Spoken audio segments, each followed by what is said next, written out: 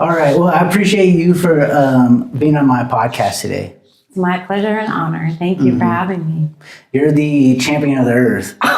So that's pretty great. Well, how about you give yourself your own introduction? Okay. Well, thank you.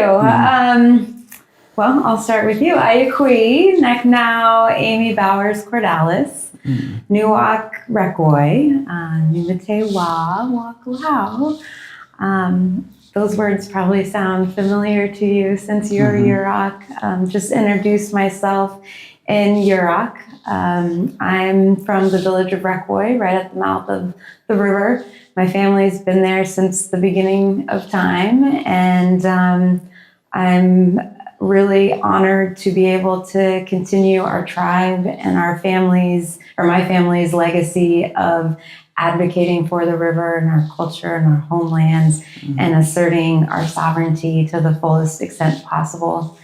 In my lifetime, I am a mother. I have 3 kiddos. I'm a fisherwoman. I grew up fishing on the Klamath, both for subsistence and commercial purposes.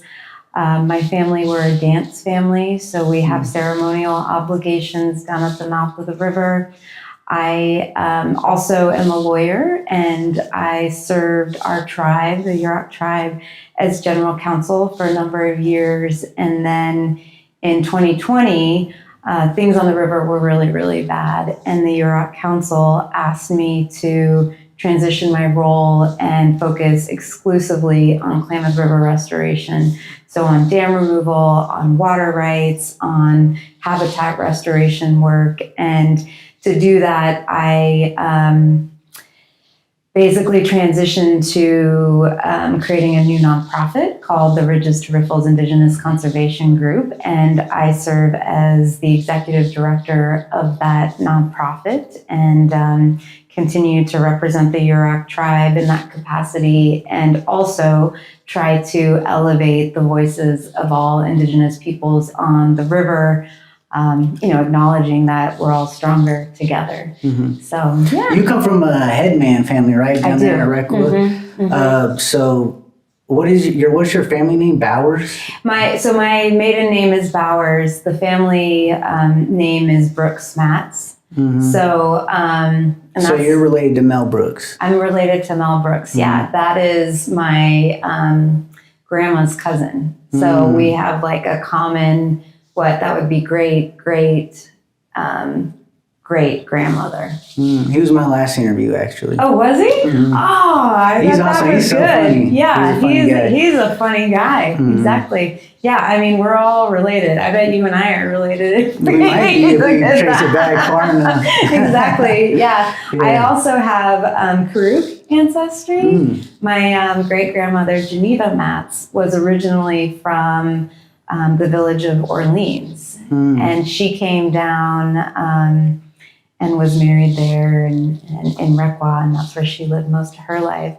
But she also married a Talawa guy who was the grandson of Captain Tom, who was and I don't want this to sound too cheeseball, but he was one of the last, he was the last recognized Talawa chief. Yeah. That's amazing.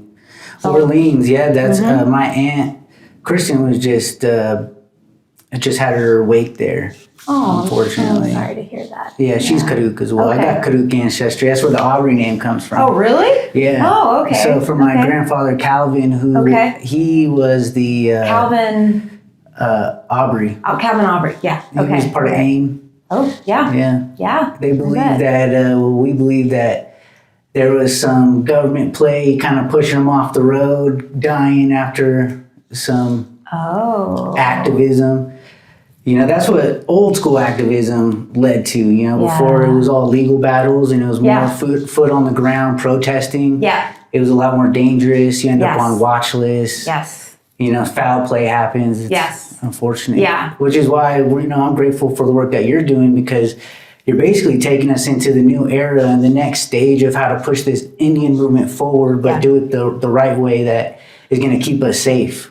Well, it's an evolution, right? And, back in the day when our, fathers, mothers, grandmothers, aunties were fighting, there was the Salmon Wars, right, out at Yurok country.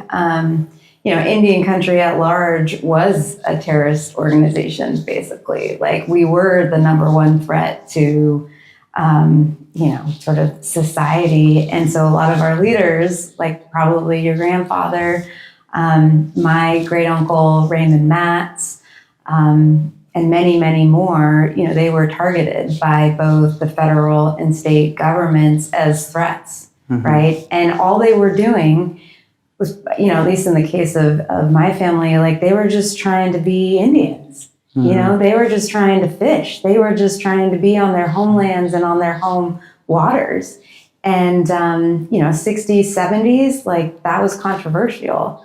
And so I've always felt lucky and privileged that in our generation, we can assert those rights. We can be Indians in a safer way, really, right? And as you pointed out, most of my work, it's legal work where I assert the tribe's rights, Yurok tribe's rights in court within federal agencies and Congress, with other NGOs and businesses. And, because of the strong sort of, advocacy and the battles, just the way that the previous generations really were warriors in their successes, I can do this work on their sort of shoulders and do it in a safe way.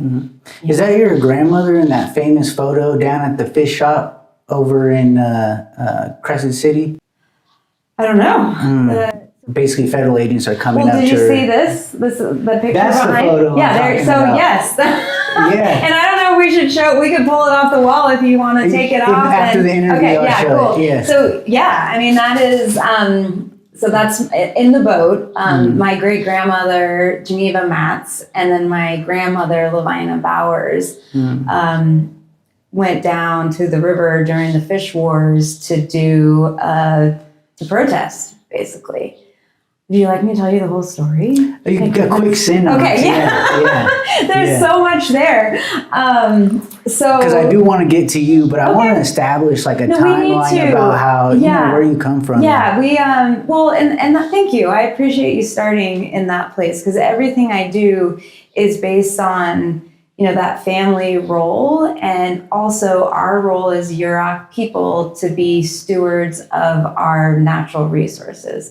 In our creation story, it was basically established that, we get to be the beneficiaries of this amazing place, like the Klamath Basin, right? Where there's the largest redwoods in the world, right? Some of the biggest salmon runs, sturgeon runs, the elk herds, the deer, and even just think of the climate and how lovely it is over there. It's so, temperate. So we get to be the beneficiaries of this, but we also have an obligation to speak up for all those natural resources and to live in a balance with them so that they can continue to be here on Earth and maintain that balance between humans and nature. So everything I do is sort of in honor and recognition of that's who we are as Yurok people, and that's how my family has lived and been here. So to understand, the work that I do and why, and I think this is so true for many Yurok people, to understand why we do what we do, you have to know that history.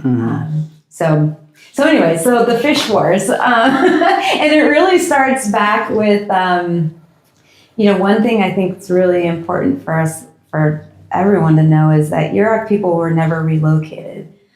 We stayed on our homelands through colonization. We lost some of our homelands, right? Our reservation was created in 1855, and it only includes a mile on either side of the Klamath River from the mouth of the river up 45 miles to the village of Witchpeck. Our Aboriginal territory was much larger than that. We had control of the coastal lines basically from about, I would say 10 miles, yeah, maybe more, just outside of Crescent City. They call it False Klamath Cove, but I don't know if folks know what that is. So, so a little ways down from Crescent City, all the way almost to McKinleyville and like the little river mount there. That was all our land. And then it stretched up through the Klamath River and then into the first coastal range into our high country. And, those are the mountains just behind the east side of the river, right? So we had this like beautiful, beautiful homeland. And we actually did try to negotiate a treaty. We did negotiate a treaty with the U.S. in 1851, but Congress failed to, specifically the Senate, failed to ratify it because California opposed it. And so instead, our reservation was created in 1855 and was just a mile on either side of the river, up 45 miles. And then the General Allotment Act happened in 1888, and the reservation was open for homestead. And a lot of our people got allotments. You may have one or many in your family. There's the Aubrey Ranch. Yeah, exactly. Yeah. But we lost a lot of... And we got allotments in Pequon, too. Yeah, see? Yep. But we lost a lot of that land on the reservation. And in 1933, the state of California passed an act that said no Yuroks could fish on the lower Klamath River. Like we couldn't gill net, we couldn't fish basically without any kind of state permit. So we could have 2 fish a day or something like that, which for Yuroks, that's like telling us we can't breathe anymore. Yeah, we needed the fish to survive. We didn't have power. We didn't have, we need that river. Exactly. Yeah. And so many Yuroks kept fishing. And then actually it was we kept fishing, and my great uncle kept fishing, Raymond Matz, and he got arrested by the state 19 times for just fishing. And finally on his last arrest, he said, you know what, I'm not paying the fine. The judge said, give me $1. He said, no, I'm not paying the fine. I have Indian rights, and I'm gonna, take my case all the way to the Supreme Court. That's what I have to do to prove that I have rights to fish here. And what's interesting about that is that was like 1969, and that's right when, of course, the civil rights movement was happening across the country. And one of the things that came out of the civil rights movement was legal aid funding from the federal government. And so the California Indian Legal Services was started at that time. And one of the first cases they took was my Uncle Ray's case. And that led to the Supreme Court case, Matz versus Arnett, which... My family, the Reed side of the family, which is the Yurok side, we had a court case, but actually the Matz family court took precedent. Okay, yeah. So, because that was a Supreme Court case, right? Yeah. And basically what that case held was that, despite the Allotment Act that opened the reservation was still Indian country because it still had its Indian character, which meant that there were still Indians like our families fishing it, using it. And because of all of that, it was still Indian country. So our reservation was still ours. And that meant we had inherent sovereignty. We had fishing rights, so we could fish free from any kind of state intrusion. You would have thought that was enough. Right? Like you would have thought that. But then the federal government, about a couple years after that decision came down in 1978, put a complete moratorium on all Yurok fishing on the river again, and saying it was for conservation purposes. And it wasn't, because offshore commercial fishing continued. Like the fishing runs were fine. They were basically just trying, the pressure was that people thought the Yurok were basically taking all the fish, and so they didn't want that. So the federal government cut us off, complete moratorium, and to fight back, members of the Yurok community, including my great-grandmother and grandmother, went down to the river and protested. And the federal government sent in armed federal marshals to enforce the moratorium. And so, here my very petite, under 5 feet, tall, grandmother and grandma are in the boat, and these massive, fully armed federal marshals come up and try to take their net. And there's actually a big story that goes to that. What happened was my grandmother and this federal marshal engaged in like this tug of war over the net. And then my great grandmother got really kind of nervous and scared, and she stood up in the boat and started praying and started singing, and a bunch of birds came. And they're on the estuary, in the middle of the estuary, and a bunch of birds from all directions came, all kinds of birds. So, imagine seagulls and hawks and, little wrens and herons, and I imagine there's eagles there too. And they just started swarming above the boat and diving in and out. And the federal marshals got so scared, they just got the heck out of there. They just left, So that's how that crazy. Ended. Yeah. And then eventually by the end of 1979, the feds, the federal marshals left the reservation. And then that triggered discussions between... That's where the Hoopa, the Yurok thing happened. It led to all of that. Yeah. And then also more regulation of the Yurok fishery, because I think it became clear to the federal government that the Yurok people were never going to stop fishing.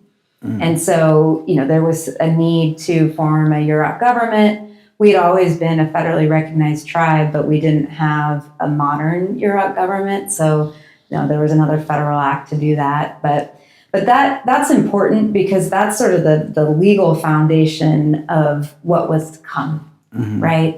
And those core legal rights, that the tribe has a reservation, we have inherent sovereignty on the reservation, we have federally reserved fishing rights, water rights, hunting rights, we can regulate our people there. That was the foundation for sort of the legal work and the leverage to remove Klamath dams. Okay, so that was an amazing story. I'm not going to lie to you. I was not expecting birds to come out of the sky, your grandma praying to the creator, and that's magic. And that's beautiful. And that just shows, I wanted to start there because that at the core of it, of all this work, it comes down to us as a tribal sovereignty and Yurok citizens. Our fight has always been over this water. And just the person trying to take our rights has changed. I mean, the government has always been around in the process, but, it was originally the commercial fisheries that were against it. And then you got currently the fight is mainly, from what I notice, the farmers want to take this water and fill their aquifers with it. They rely on that dam because it keeps all the water in one place. And also they don't have aquifers that are built sustainably. We got rid of the beaver, and their aquifers kind of just flood, drain away. And so they're always in constant need. And so they have that scarcity mindset that the river is just going to wash away into the ocean. They're never going to have water again. And so what was your experience fighting that Siskiyou water? So water.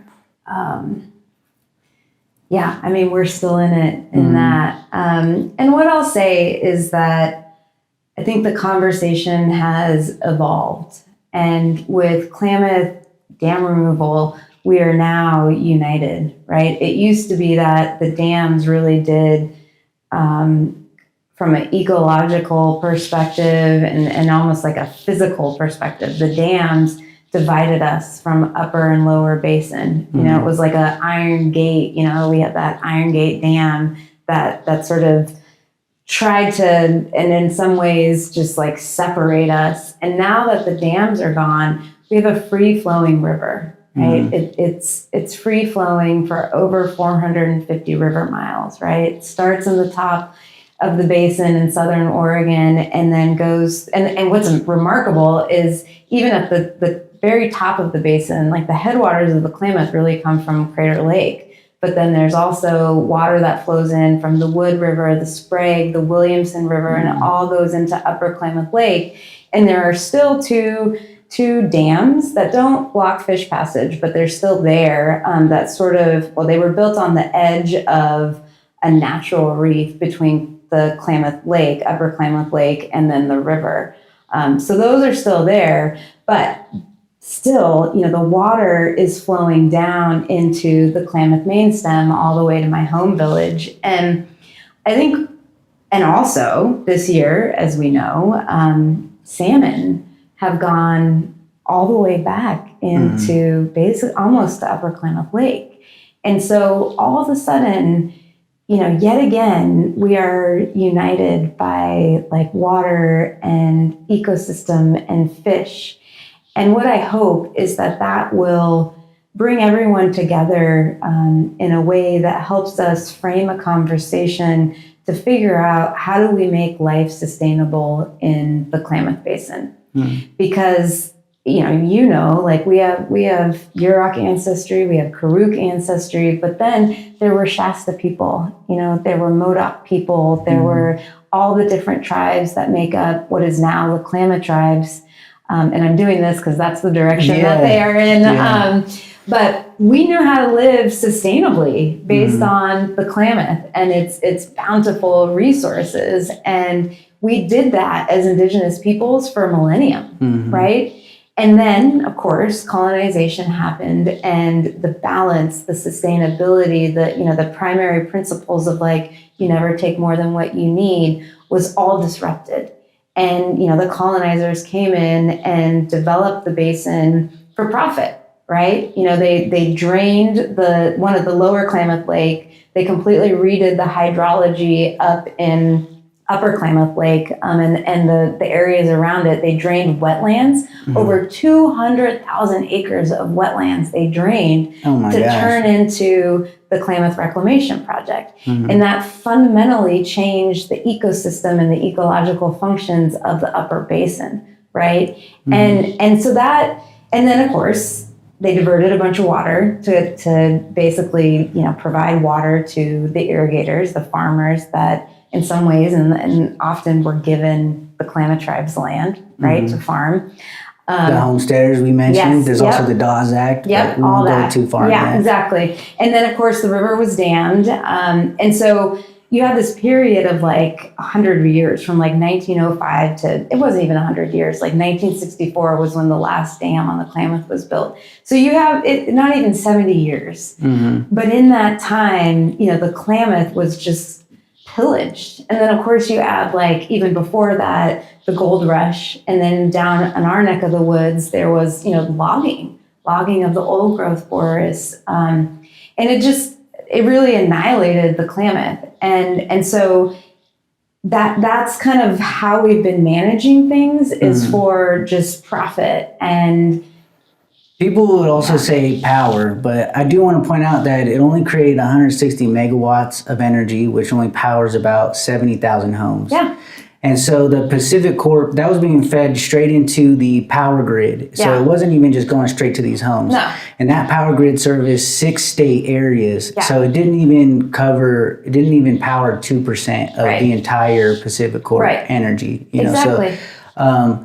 So in that work of everything we kind of just discussed, what points led you to be recognized on Times 100 climate list, which is a huge thing in the first place, and then you're recognized by the United Nations as the champion of the world. I'm trying to champion of the earth. It's the world to me. Okay, there we go. Yeah, because if the world came together and said, "This is the champion," well, then, that's a big deal. Thank you. And I think Native women and Native men even can look up to you, and I'm sure they want to hear how they can follow in your footsteps.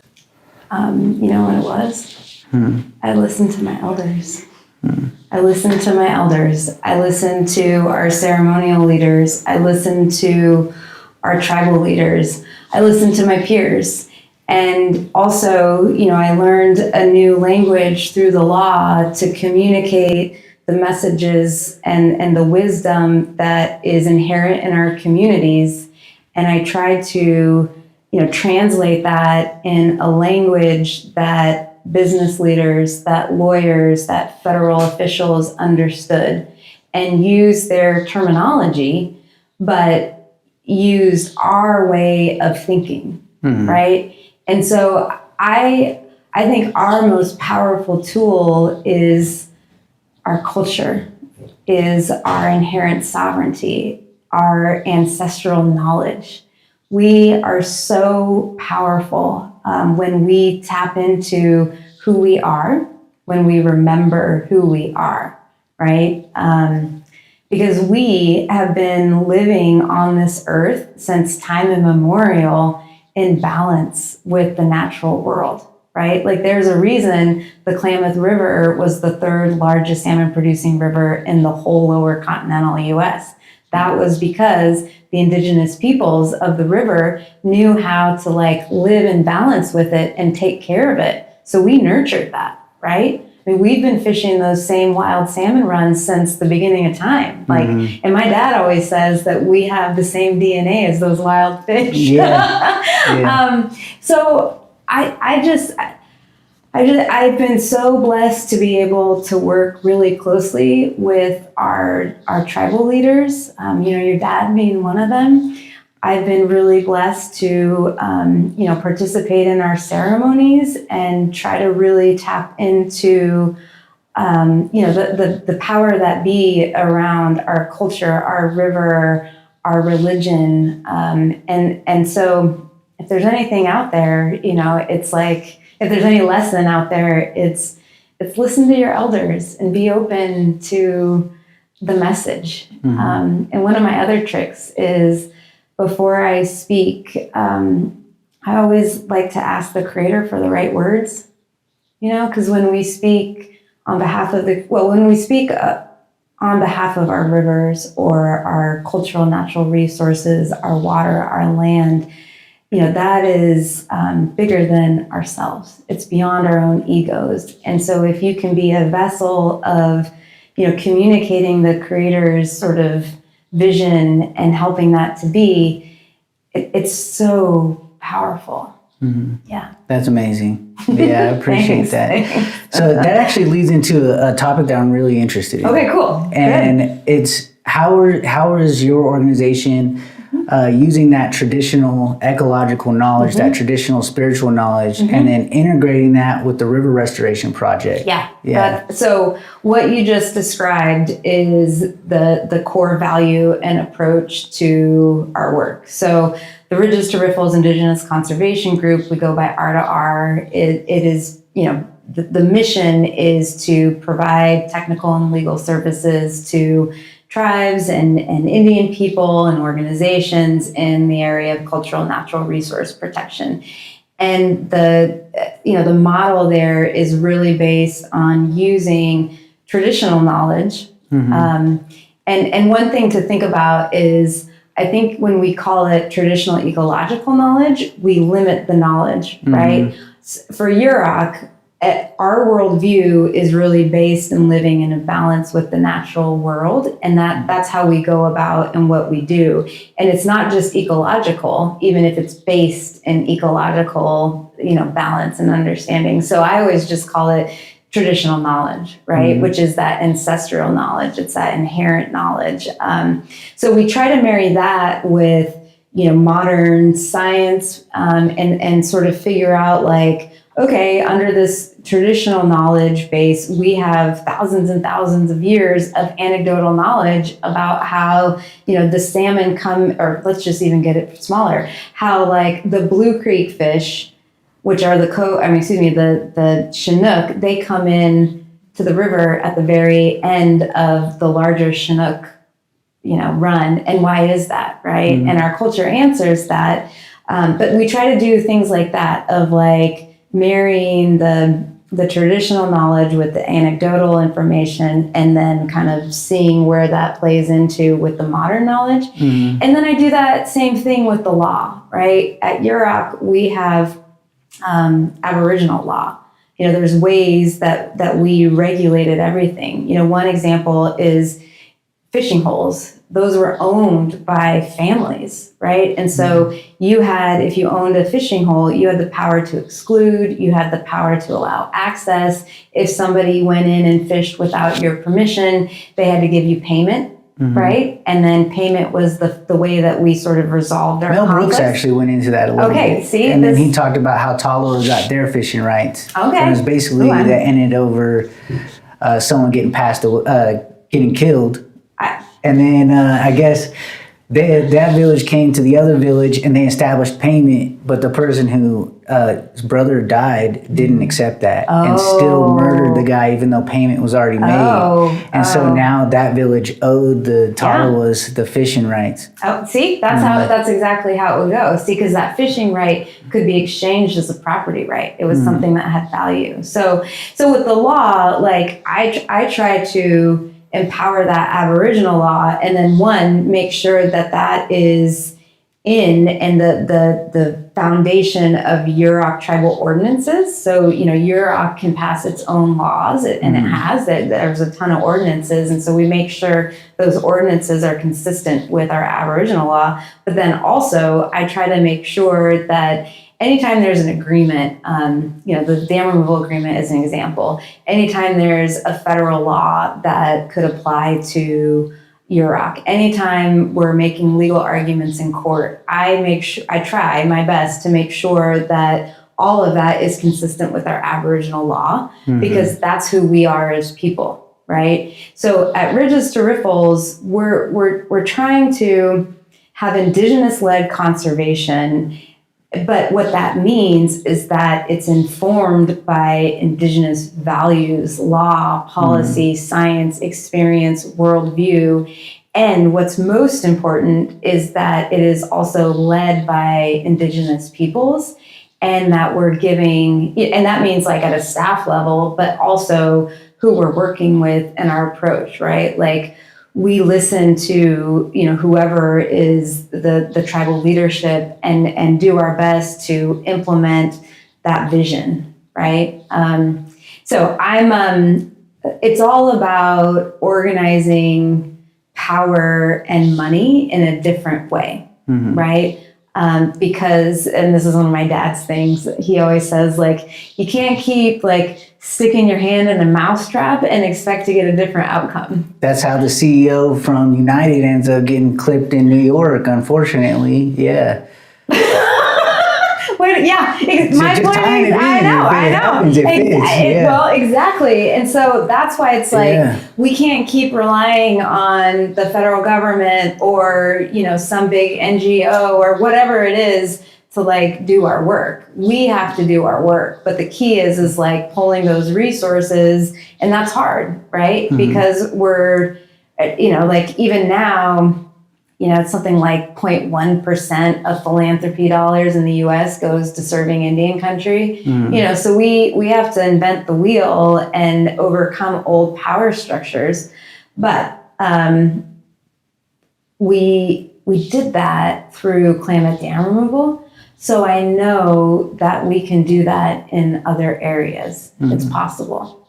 So what other areas do you think? Do you have a projection of where you want to go, or is so already Ridges to Riffles is working in a few different areas.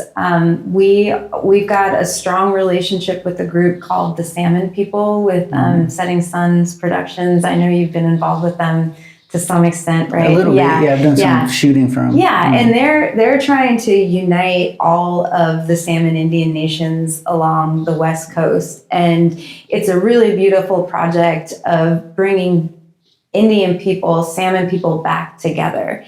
Through colonization, we were separated, we were marginalized, and our meeting places were destroyed. Like, I think about Celilo Falls over on the Columbia River.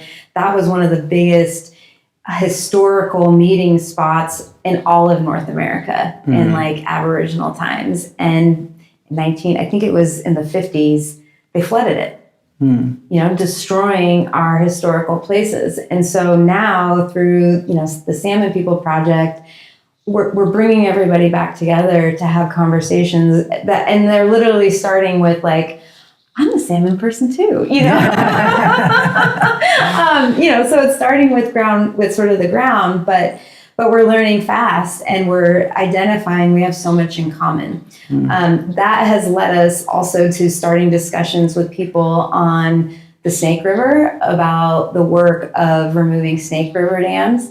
That has also led us to, we just hired a woman, an Elwha tribal member who worked on the Elwha dam removal. And so she's working with us now to help us with our tribal engagement and really just helping to uplift the tribal voices on the Klamath, but then also sort of in these other arenas as we move into it.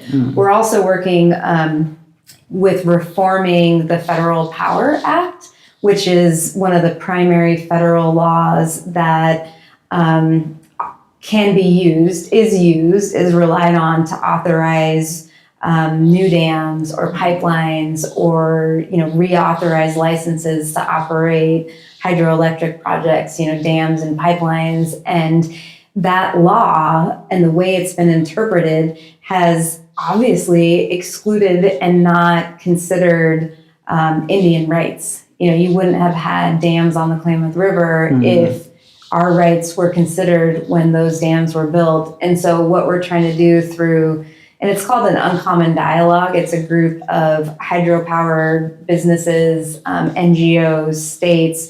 We're trying to incorporate more Indian law principles and uplift the voices of tribal leaders through giving them opportunities to participate and also to helping again, it comes back to being able to listen to the tribal elders and leaders and translate their words into a language that, federal officials speak, right? And so we're doing that in that Uncommon Dialogue area, which will affect the country. Yeah. That's amazing. Well, we're trying. And,